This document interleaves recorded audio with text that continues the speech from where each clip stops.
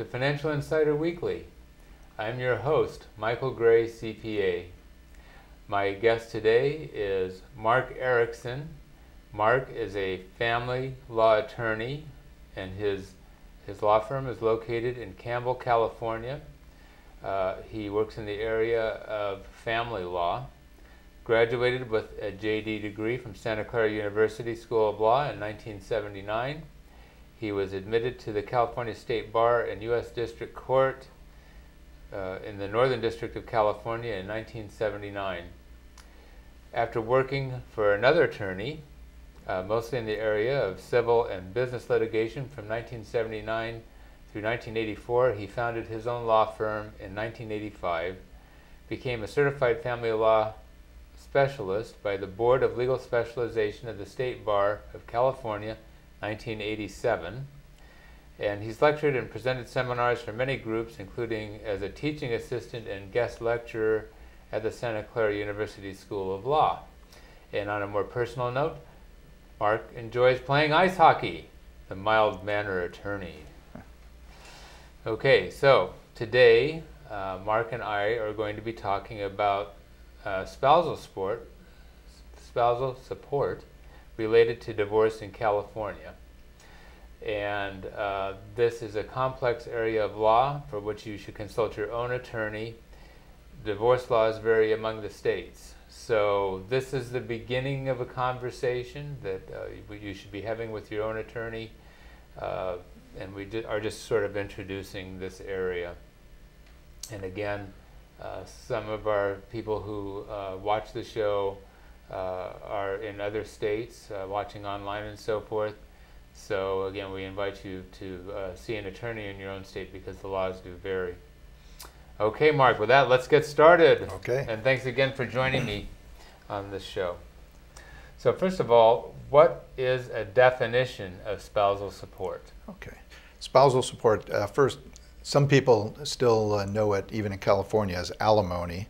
I think that's the term that's used in the Internal Revenue Code. Many states call it alimony. In this state, we call it spousal support. So it is a payment, a periodic payment, normally a monthly payment, that is paid from one spouse to the other, or a spouse to a former spouse. And it is a payment that is normally tax deductible to the payor, and it's included in the gross income of the recipient. And it's something that's intended to help out the more needy spouse of the two, assuming ability to pay on the part of the payor. Okay. So how has spousal support changed over the years? Well, over my years, I've been doing this about 30 years, and I can comment on some changes I've seen. One of the interesting changes I've seen is that I guess I'd say the women's movement, or the equality movement, has been successful somewhat in the workforce and in the workplace in terms of incomes and education. The fact that more and more women are going to college, and in some schools I think the enrollment of women is higher than men. And I think that's becoming more true in professional schools, law schools, medical schools.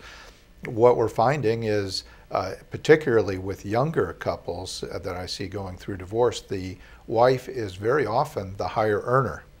And so back when I first started, I just didn't see any cases where the wife was paying spousal support to the husband. And then as I saw things changing over the years, I started to see situations more and more where the wife was the higher earner, or the employed spouse, and perhaps the husband was the unemployed spouse or former spouse.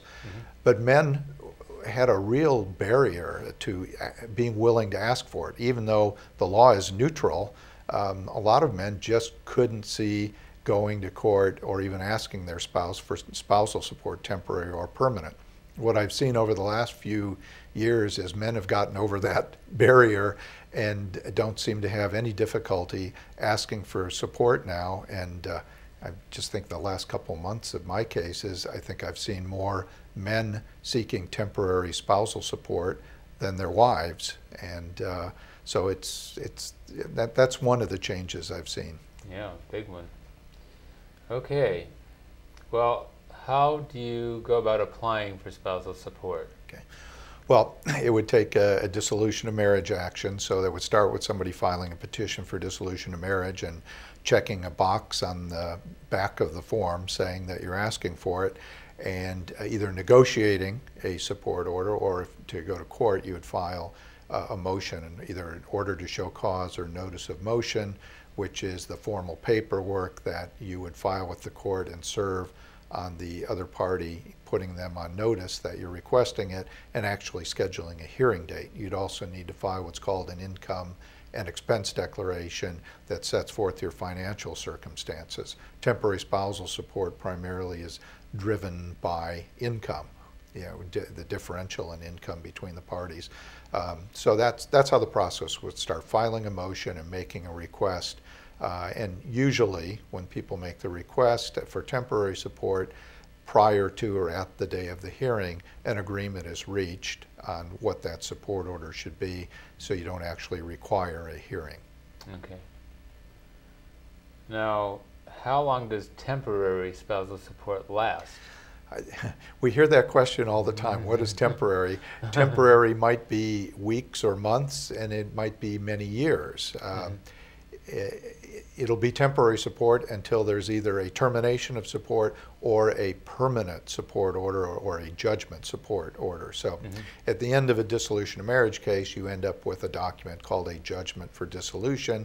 That's typically the document that resolves spousal support rights, which might include a mutual waiver where both sides say, we agree that we're not going to ever request it, and the court is divested of its jurisdiction to ever order it.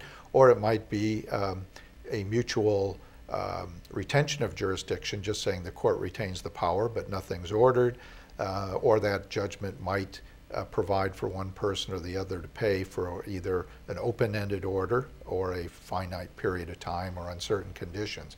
So until you get to the point that you get that final order, by definition it is temporary, and it's sometimes difficult to predict how long that temporary support order will last. Yeah. So some people, I guess, they do a legal separation also, right? You can still have spousal support. Yes, legal separation is a different type of judgment. You can have a judgment for dissolution of marriage, nullity, or for legal separation. And in any of those, the court has authority to make temporary or permanent support orders. A lot of times people confuse that term legal separation with date of separation, and they are definitely two different things. Yes. Temporary support is something that normally would start after the parties actually physically separate and have established a date of separation, meaning they're living separate and apart from each other. Okay. Are there separate judgments for terminating the marriage and for financial issues like spousal support and dividing property?